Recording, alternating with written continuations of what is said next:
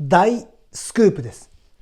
とんでもないことを岸田首相は狙っているということが今日の衆議院の内閣委員会で発覚しました。それについて速報でお伝えしたいと思います。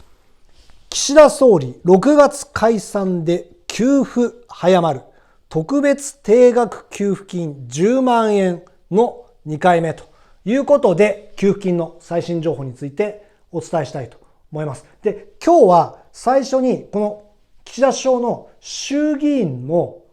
内閣委員会での質疑やり取り、野党の議員との質疑のやり取りについてまず最初にお伝えしたいと思います。で、そこから岸田首相が何を狙っているかと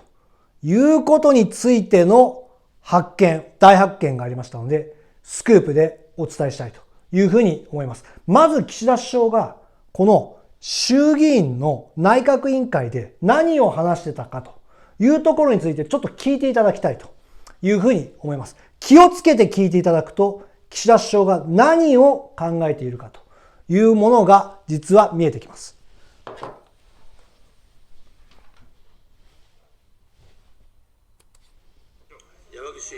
何ら実態に関してご説明いただけない、そして明らかに禁錮を書いた処分を出している、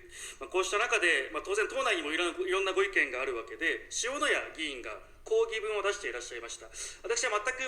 これ自己弁護ばかりで同情はできませんけれども、不公平だという部分に関しては、その気持ちはわからないでもありません。その中で塩谷議員はこうおっしゃっている。岸田総裁の道義的政治的責任も問われるべきであります。総理、今回ご自身は処分を受けられなかったわけですけれども、総理ご自身はなぜ処分を免れたんですか。岸田内閣総理大臣。まず私自身のことで申し上げるならば、まず派閥との関係においては、疎水して派閥を解消するとともに、この人事と金を派閥から分断する、こうした取り組みを進めました。そして自分自身の処分ということで申し上げるならば、今回の処分について、私自身は個人的なこの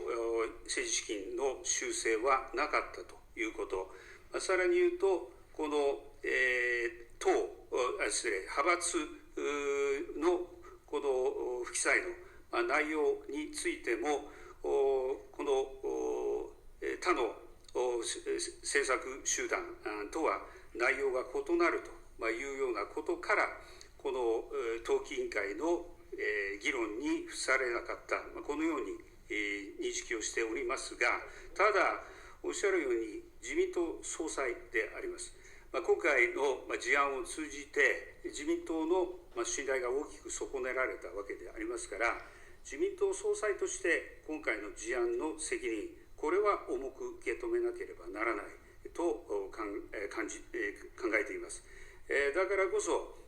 この信頼回復のために、今後とも先頭に立って努力をしていかなければならないと思いますし、その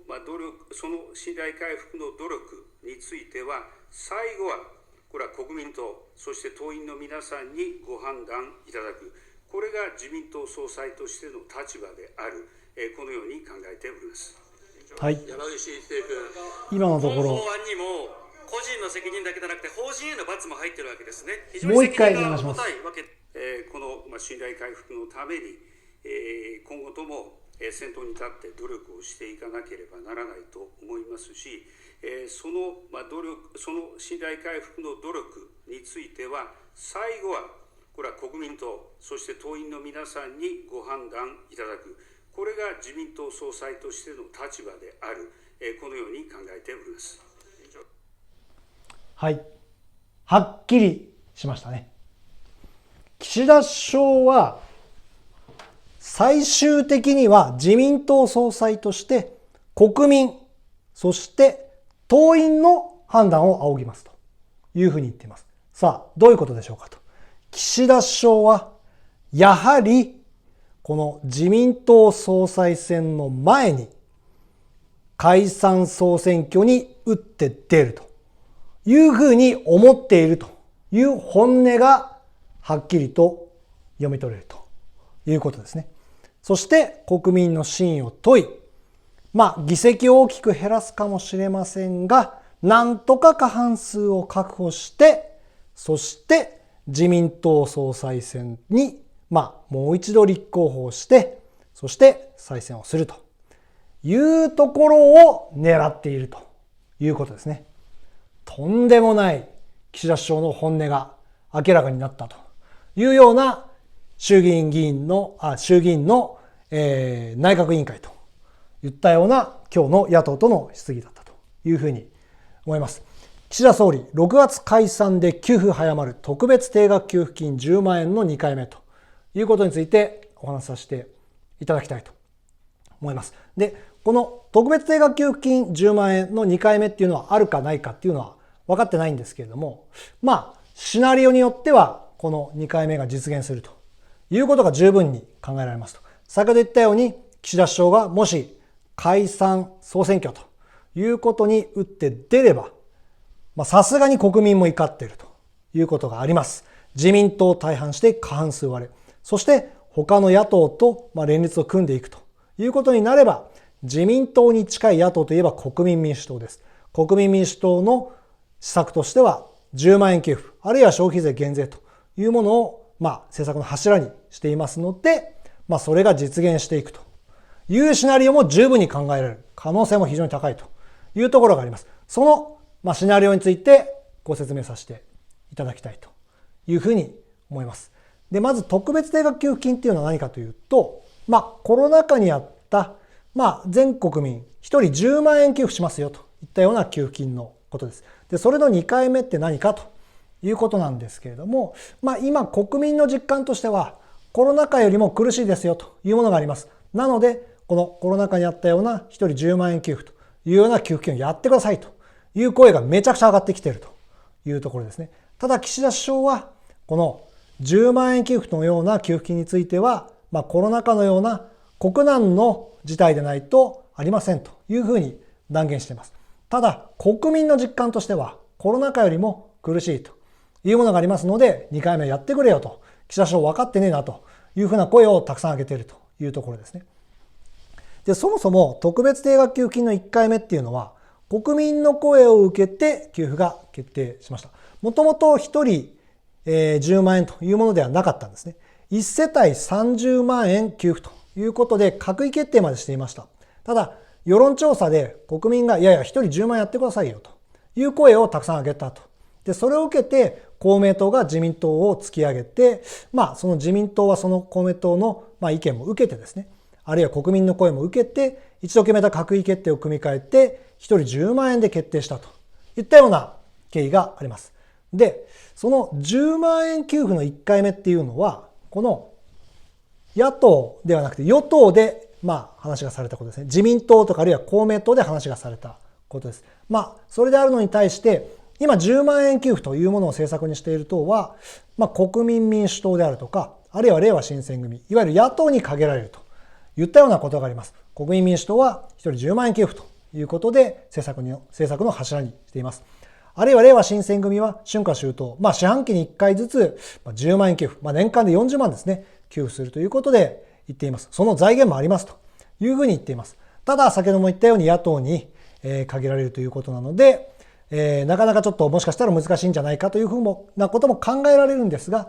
これからお話しするシナリオでは十分に大逆転して給付されるという可能性についてのシナリオと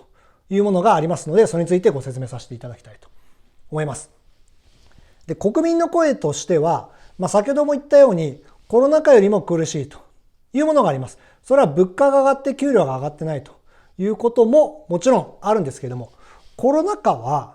あくまでその外食に関するお仕事だったりとか、旅行に関するお仕事、あるいは交通に関するお仕事、こういったようなものは、外出制限とかっていうのがありましたんで、なかなか苦しかったっていうのはありますが、それ以外の大半のお仕事をしている、我々一般的な国民に関しては、コロナ禍というよりも、今の方が物価が上がって給料上がってないんで苦しいですよといったような実感があります。物価っていうのはもう例えばスーパーに行っても2割3割上がっているっていうのはもう当たり前になってきてますよね。物によっては5割上がったりとかっていうものがざらにありますということです。で、それに対して給料上がってないと。給料は上がってますよっていうふうに新聞で書かれたりするじゃないですか。ベア 5% とかあるじゃないですかという声もあると思うんですが、我々一般的な国民の大半が勤める中小企業というところにおいては、ほとんど給料上がってないっていうのが実態です。その大手の企業の 5%、ベア 5% というのも、もともと毎年毎年ベースアップしているっていうものを含んでいるので、この物価が上がっているその割合以上に給料が上がっているとは全くありませんと。先ほども言ったように、国民の大半は給料はほとんど上がっていないに関わらず、物価が上がっているという状態なので非常に苦しいと。コロナ禍よりも苦しい。国民生活が、サポートが必要というふうな状態になっているということですね。で、あるにもかかわらずこういった特別定額給付金の2回目というものが行われるようなこともないので、めちゃくちゃ低い支持率になっているということもあります。で、この岸田首相はこの国民の声というものを無視して居続けることができるんでしょうかというところに関しては、それは難しいというような答えになります。なぜかというと、岸田首相はそのまま首相でいるためには解散が必要だからです。衆議院の解散が必要だというものがあるからです。なぜかというと、9月に自民党総裁選があります。で、この自民党総裁選を今のまま迎えたんでは、実はその1年後に衆議院の解散があるので、自民党としては岸田首相を、自民党の党員としてはですね、岸田首相を党の顔としてその翌年の衆議院の選挙っていうのを迎えたくないんで、今年の9月の自民党総裁選でおそらく岸田首相を再選させないというふうに動くというふうに思われます。この低い支持率なんで、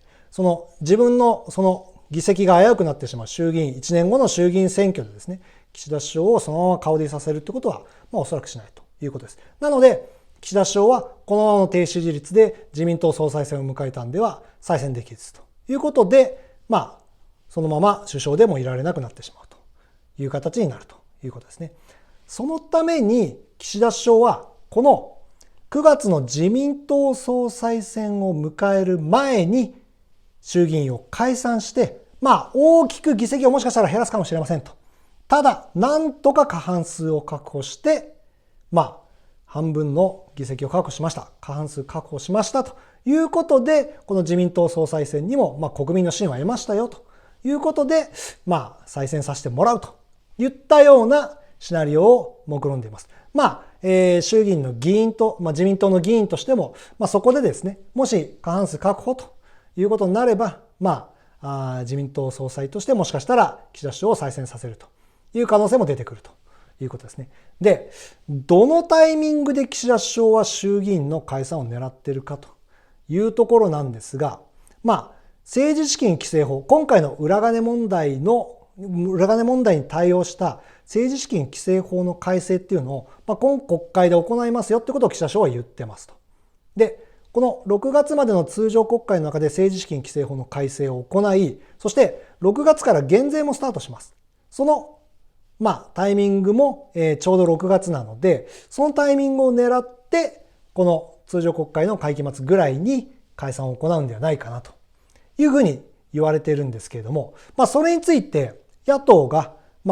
予算委員会とかで質問していますと。で、そこでのやり取りでこの6月解散というものが見えてきています。れいわ新選組の山本代表、いつ辞めるんですかと。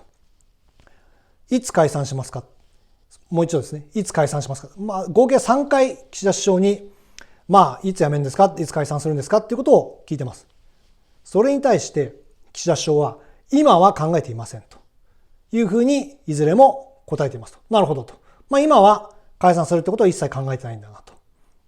で、もう一人、立憲民主党の辻元議員が、総理、4月に一か八かの裏金解散考えてるんじゃないですかという質問をされたところ、全く考えてないというふうに岸田首相は答えられていると。で、これをもし岸田首相が全く嘘をついていないという前提に立つんであるならば、4月は全く考えてないわけですね。4月はしませんと。で、この山本議員に聞かれたときには、今は考えてないっていうふうなことなんで、考えてないわけじゃないけれども、4月は絶対しませんよと。なるほどと。ベストのタイミングはおそらく6月だなという、6月解散が見えてくるということですね。で、岸田首相の最新の支持率、岸田内閣最新の支持率ということでは、3月の頭に JNN が行った世論調査で言うと、支持率はなんと 22% ということで過去最低を更新していると。不支持率なんと 74% にも上っているといったような状態なんですけれども、岸田首相はおそらく諦めていませんと。で、それは何かっていうと、去年の同じような時期、この通常国会が終わる6月に、去年の6月ですね、岸田首相はマスコミに質問されてます。もしかして衆議院解散とかタイミング考えてるんですかというふうに聞かれて、いやいや、状況で判断しますというふうにお答えになってます。つまり、岸田首相は全然諦めていませんと。解散をしてなんとか、自分が首相で居続けるということを狙っているんですけれども、ただ、その解散というのはなかなかできずに来ましたと。ただ、その解散のタイミングがいつがいいかなということについてはずっと考えているというところで、さらにもう期限が迫っていると。9月までに解散をしなければ、岸田首相は首相でいられなくなってしまうので、おそらくそこまでのベストタイミングでやっていくと。それが本当にラストチャンスですと。岸田首相は諦めずに解散を狙ってきているということですね。で、それが先ほどの衆議院委員会の、内閣委員会で、野党の議員に質問されたときに、最終的には国民、あるいは、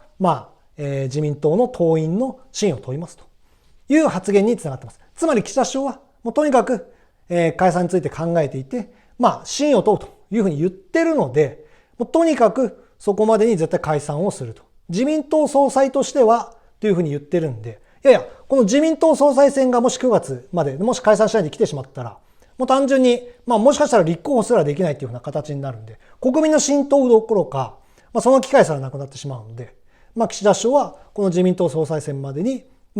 解散をして国民の信を問い、そして、自民党がもし過半数を確保したら、その後にですね、自民党総裁選に立候補を改めてして、党員の信を問うという形になります。もちろんそれを狙っている。それが明らかになった先ほどの質疑応答というところになります。ただ、先ほども言ったように、とにかく国民はもう怒ってますと。いい加減自民党やめてくれと。もう我慢できませんよと。本当怒ってますよということで、もし衆議院解散をしたならば、自民党大敗と。そして過半数割るということにもなりかねない。いや、なる可能性もかなり高いんじゃないかというところまで言われているということですね。そうすると、連立政権ということになります。当然、自民党、公明党だけでは過半数確保できないということになれば、3党を超えるような連立の政権になりますと。で、そうすると、冒頭に言ったように、この自民党、公明党の、要は政権を保つためであれば、どこの党でもいいってことはもちろんないんで、やっぱり近い党、政策は近い党とか、あるいは、連立を検討したことがあるとか、例えば、予算に自民党、公明党の、予算案に賛成してくれた党ということになります。それは何かというと、国民民主党ですね。国民民主党は、予算に賛成したり、あるいは、連立を、調整をちょっと検討してみたりということが過去にありました。昨年もありましたんで、おそらく今、自民党、公明党に一番近い党だというふうなことが言えると思います。もし、この国民民主党が、この自民党を大敗して過半数割れということになると、政権を保つためには、3党以上の連立を組む必要がありますと。で、そして、一緒に連立を組んでやっていくということになれば、自民党は大敗して、大きく議席を減らしていますと。で、さらに、その3党以上の連立を組むということになっても、第1党ということで、この衆議院の中で一番大きい第1党、一番大きい議席を確保している党ということであったとしても、大敗してるんで、自民党の総裁をそのまま、総理の候補として推すっていうことができなかったりします。で、あるいは公明党っていうのも、組織票に支えられているっていうちょっと問題もあって、その公明党の代表を首相として、推せない可能性もあったりとかしますと。で、そうなると一緒に連立を組んだ国民民主党の、玉木代表が、首相の候補として推されてですね、晴れて首相になるという可能性もありますと。で、国民民主党の政策おさらいです。一人10万円給付というものと消費税減税というものを政策の柱にしています。実際に、去年の11月にですね、参議院に消費税減税法案というものを出していますということですね。消費税減税っていうものが望まれている理由っていうことについてちょっと整理しました。この給付金に関する動画出させていただくと、消費税減税もぜひやってくださいと。10万円給付もいいんですけれども、消費税減税ぜひやってくださいということで、ご意見いただくこと、コメントいただくことがめちゃくちゃ多いです。で、それについて整理したんですけども、やっぱり消費税の負担が大きいっていう声が一番大きいですね。で、それがなくなることによって、経済的影響の持続、つまり、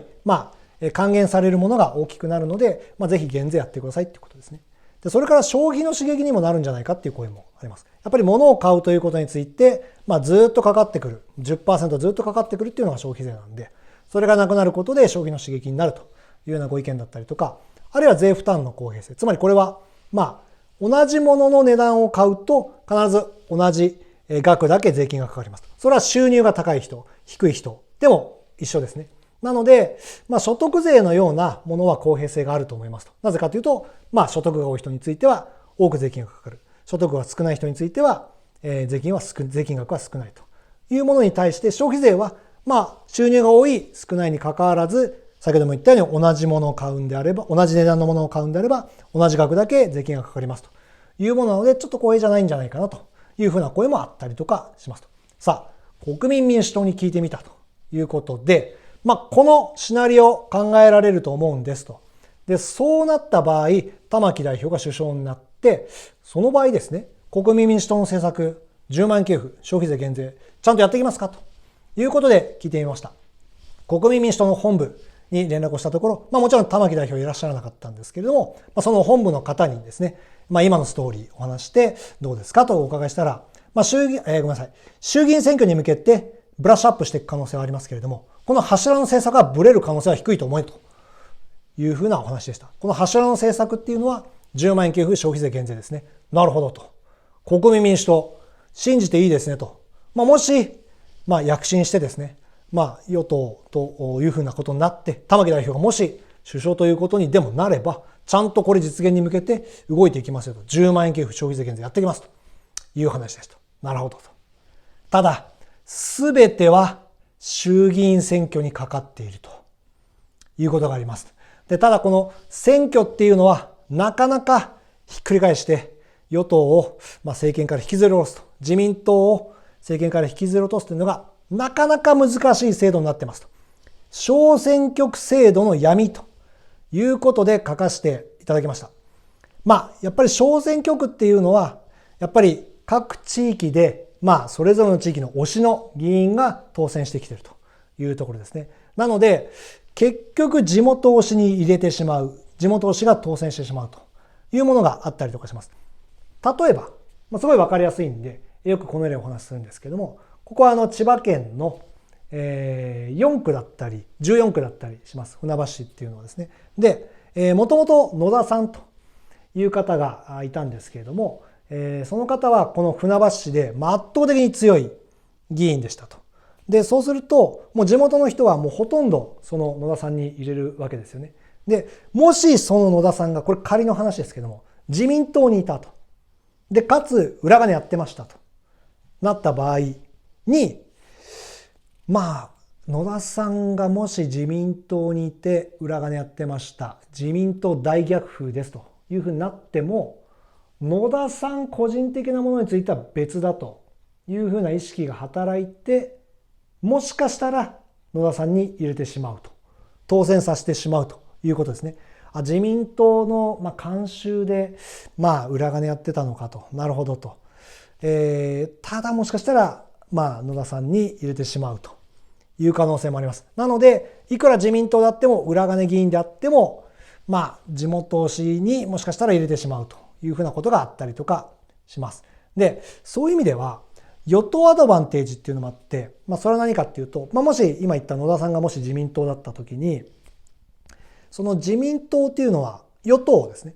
で、この自民党が今回もう政権ひっくり返されて野党になってしまうということがないのであるならば、その自民党の候補に入れておきたいというふうに思ってしまうということですね。で、これ何かっていうと、やっぱり地元のこの選挙区の議員、衆議院の議員っていうのは、やっぱり与党でいてもらった方が、地元にとっていい政策をしてもらえるんじゃないかというふうに思ってしまいがちというところがあったりします。与党がやっぱり勝っていきやすいと。よっぽどひっくり返るんじゃないかということがない限りは、与党である議員に入れたいと。つまり自民党に入れたいというふうに思ってしまうということがあったりとかしますということですね。で、それから、擁立されていない選挙区があるということで、例えばこれは、ちょっと前で言うと、維新とかすごい大阪で勢いがあった時に、全国的に、人気になりましたと。支持率が高いですとなったんですけれども、この維新の議員が、関西はいいんですけども、全国では全然擁立されてないということで、維新いいと思うんだけどもな、投票する候補が自分の選挙区にいないなっていうことで、擁立されてない、立候補されてなくて、なかなか議席を確保しにくいということがあったりします。それに対して自民党はとにかく全国津々浦々候補者を立ててますので、議席を確保、全国的に議席を確保していきやすいというふうなことがあったりとかします。それから野党共闘っていうのが、そもそも論理が破綻しててありえないっていうことがあったりします。この野党共闘っていうのは自民党じゃないっていうふうに思うんだったら、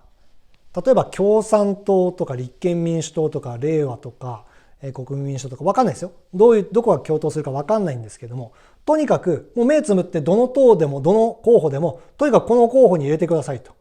いうのが野党共闘ですね。で、そもそもそんなありえないんで、政策に納得したり、候補のですね、やっていく内容について、理解をして、共鳴して、それで票を入れると。その政党だったり、その候補に、意見があって、共鳴して票を入れるっていうのが選挙なんで、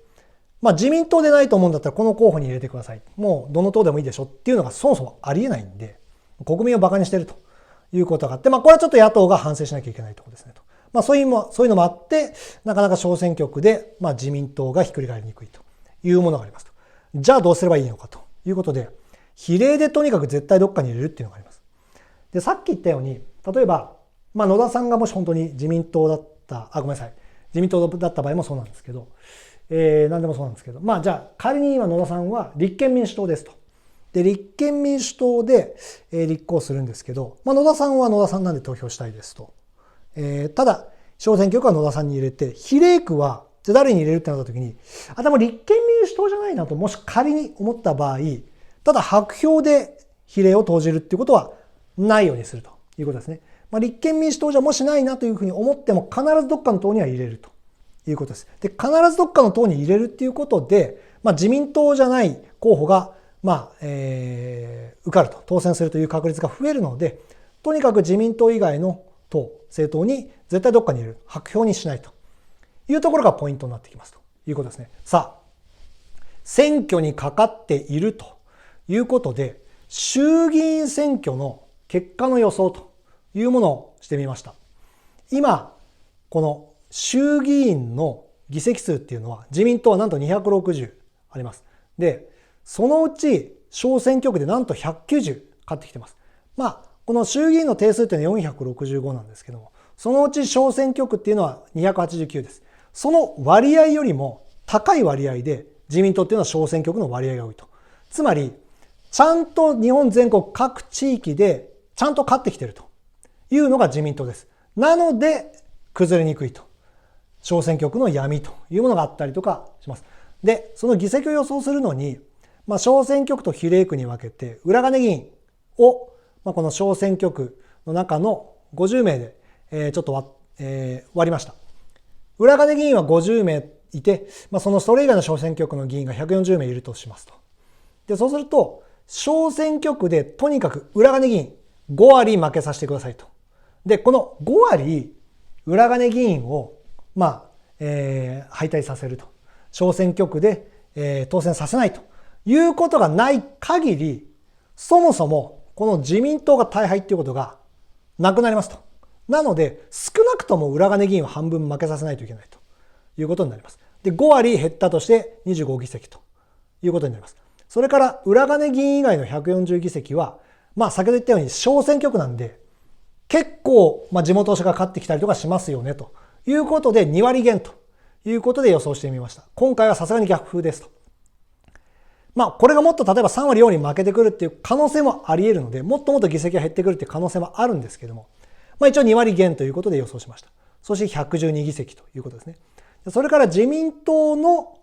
これは岸田内閣の支持率なんですけど、自民党の最新の支持率ということでは 23% なので、比例区はそのまま、23% というものを当てはめたところ、40議席ということになります。もともと先ほど言ったように、衆議院の定数っていうのは465です。で、そのうち比例区っていうのは176です。で、176のうち、23% ということになると40議席ということになりますので、この25議席、112議席、40議席ということで、177議席ということで、80議席、ごめんなさい、83議席ですね。83議席減というふうな形になります。で、ごめんなさい。公明党は、連立組んでるんですけども、今回の裏金全く関係ないですというところと、もともとガチガチで強い組織票を支えられているということがありますので、そのまま議席は確保してくるだろうということで予想してみました。32議席のうち、比例区がもともと多いですね。全国的な組織票があって、確保している比例区。これはこのままいくだろうと。で、小選挙区も、その公明党のめちゃくちゃ強い地域でガチガチで勝ってきているので、これもそのままいくだろうと。で、繰り返しなんですけど、今回公明党は裏金全く関係ないんで、そのまま議席確保してくるっていう可能性も十分あるというふうに思ってます。ただ自民党は大敗しますということで、177議席と、32議席ということなので、209議席というふうな結果になりました。定数465に対して過半数の233を大きく割り込む。合計で209議席というふうなことで晴れて、自民党、公明党で過半数割れといったような結果になりました。さあ、連立を組んで、この政策を実現する可能性がある国民民主党の本気度というものについて確認したいと思います。今回の衆議院選挙、どれぐらい本気ですかということですね。前回は21名立候補して11名が当選しました。かなり高い当選の確率ですね。50% 以上が当選しています。で、今回は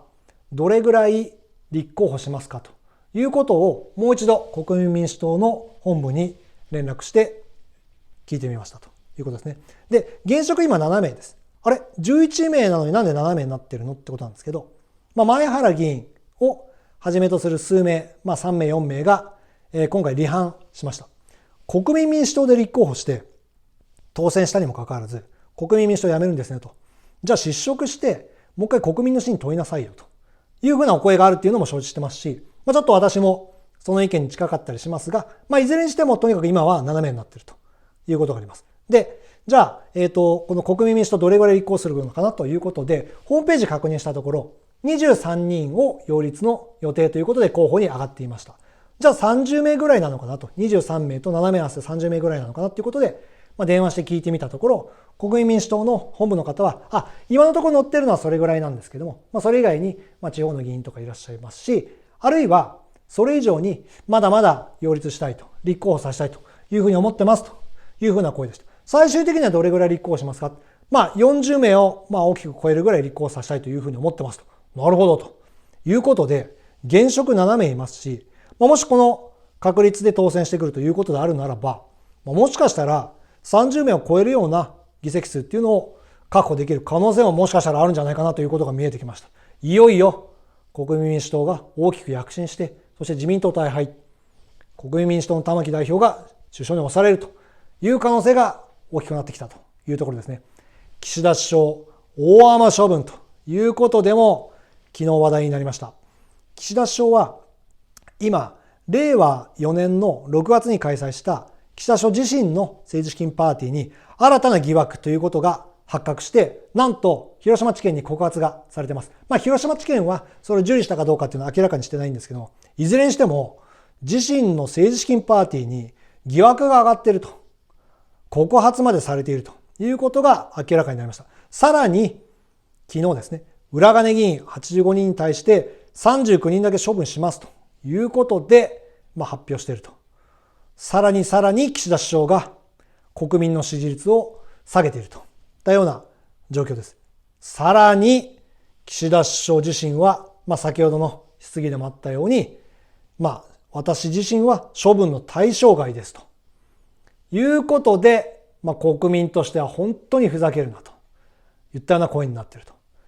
最新の世論調査です。JNN。こちらの調査と一緒ですね。TBS 系の世論調査によると、岸田総理自身も処分を受けるべきだと思っている人が 60% にも上っていると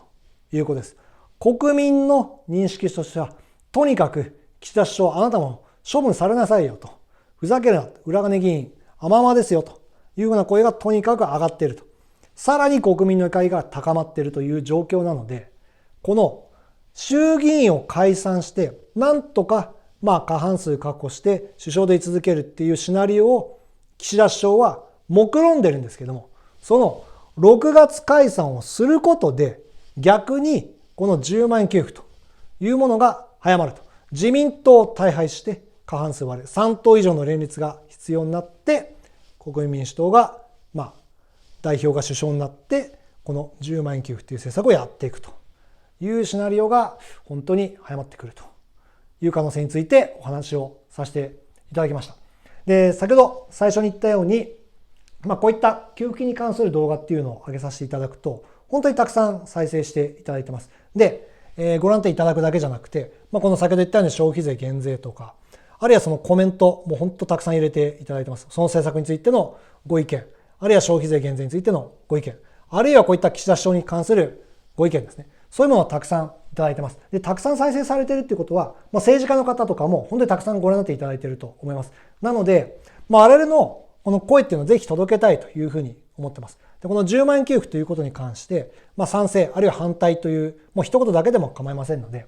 ぜひコメントを入れていただければと思います。我々の声を少しでも届けて、ぜひその政策を実現というふうな形にしたいなというふうに思ってます。で、この給付金に関する動画っていうのは先ほど言ったように、新しい情報が出たらすぐにアップさせていただいてますので、新しい情報が出たらすぐに知りたいという方はぜひチャンネル登録をしていただければと思います。チャンネル登録しておいていただくと、新しい情報が出た時にすぐに動画でご覧になっていただけるようになります。最後までご覧になっていただきましてありがとうございました。